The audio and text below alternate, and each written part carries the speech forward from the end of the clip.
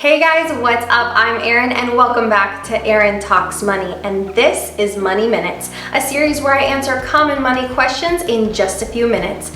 The purpose here is to give you bite-sized financial information when you're running short on time. So because our time here is brief, let's dive right into today's topic, which is what percentage of your income should you save? Well, the general rule of thumb is that you should save about 20% of your income. And of course, we do break that 20% up into smaller chunks.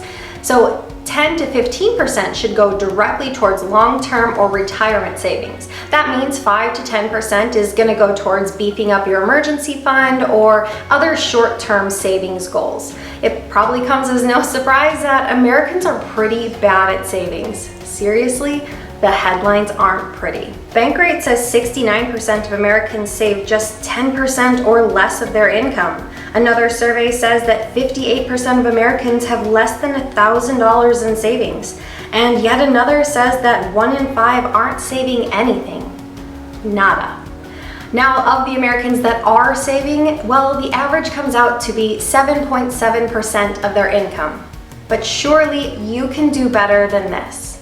Now, certainly some portion of your savings does need to go to things like your emergency fund because, well, emergencies do happen. And maybe perhaps some other short-term goals, like perhaps you need a car in the near future. So you would want to beef up those short-term savings as well. But you're going to want to put the bulk of your savings into your long-term retirement savings because, after all, if you save nothing for retirement, well, you're never going to be able to retire. If you began saving just 10% of your income from the time you began working and putting that towards your retirement, you can expect that it would take you about 40 years to save up enough that you could finally step away from your job and into retirement.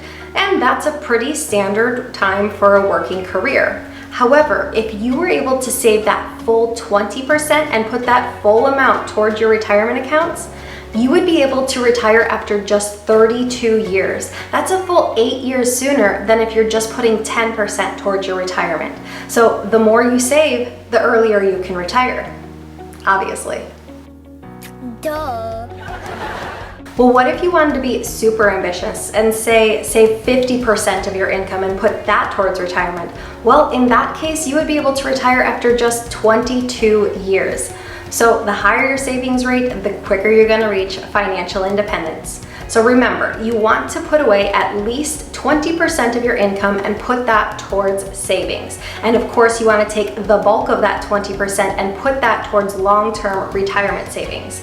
Now, of course, when you're starting out, maybe saving 20% doesn't seem all that possible. Well, if that's the case, just start off with whatever percentage you can and slowly but surely work that percentage up to 20%. You don't have to start with 20%, but try to get there.